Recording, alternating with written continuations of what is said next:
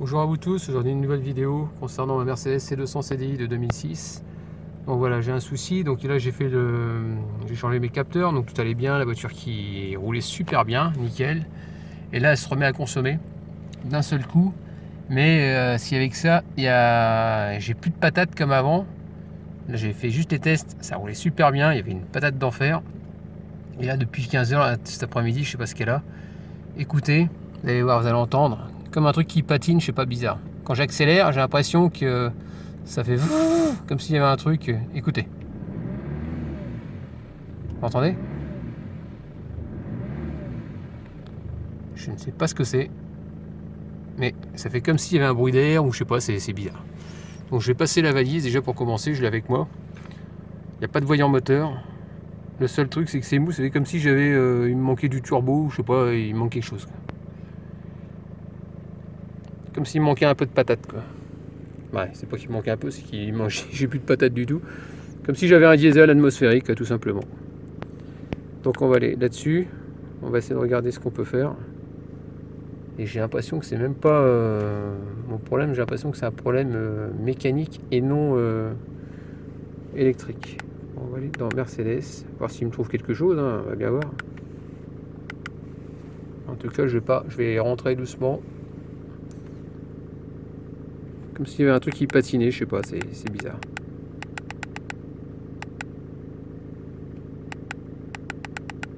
C'est 203. Au début, je pensais au turbo.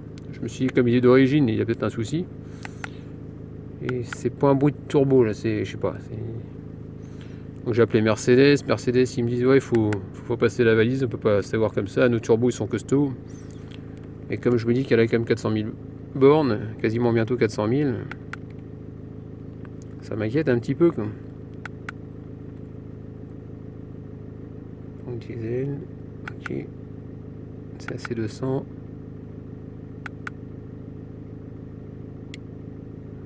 Bon, ce que je vais faire, c'est que je vais essayer de trouver un collègue s'il peut m'accélérer et je vais regarder dans le moteur. Alors j'espère que c'est pas la... Ah, c'est bizarre. J'espère que c'est quand même pas le capteur qui s'est barré. Ah, ah non, c'est le scan, j'ai eu peur. Je voyais un ABS, non, c'est rien. J'ai le moteur tournant.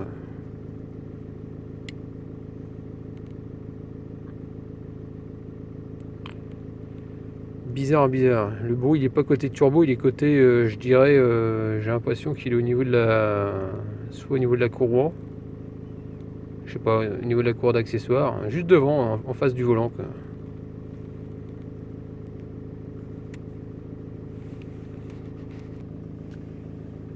Oups. On va aller dans Engine moteur, contrôle.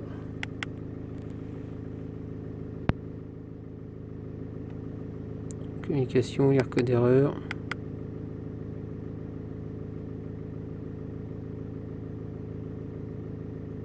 Contrôler actuel, module de contrôle de surchauffage, du chauffage. Ah. Du surchauffage, c'est quoi ce connerie encore? Compose un module de contrôle de surchauffage. Là, c'est en historique. Positionnaire signale un défaut.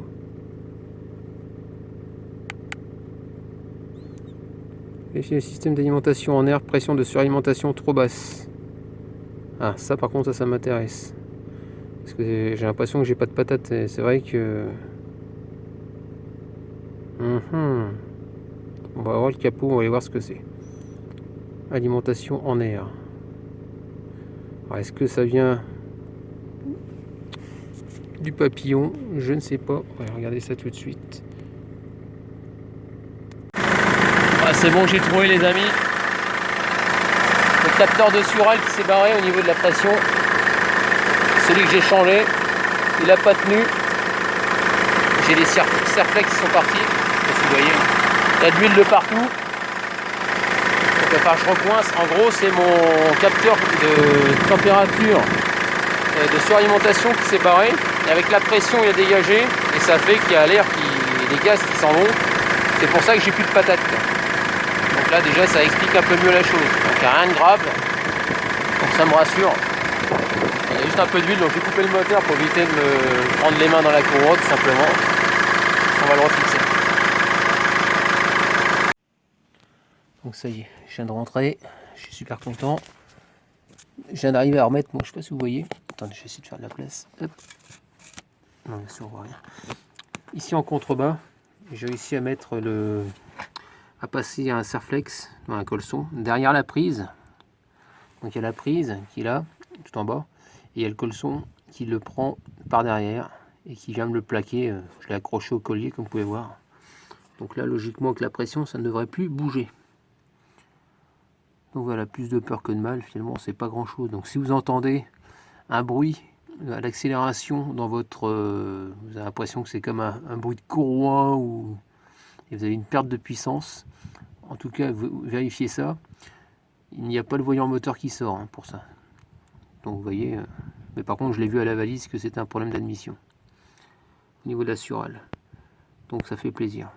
Donc en gros, ce qui se passait, c'est que j'avais toute l'air, une bonne partie de l'air d'admission, au lieu d'aller dans le collecteur, il partait dehors. C'est pour ça que j'avançais plus, quoi.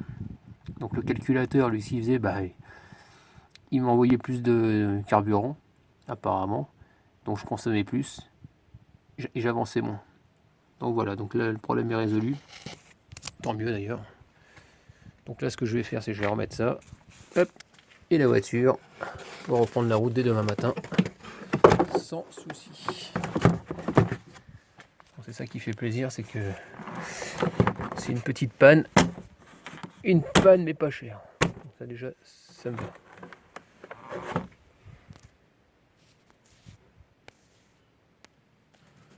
Donc terminé pour ce tuto fait à l'arrache. Donc n'hésitez pas à me laisser des commentaires comme d'habitude avec des j'aime ou j'aime pas, comme d'habitude. Pensez à vous abonner et puis je vous dis à très bientôt. Ciao.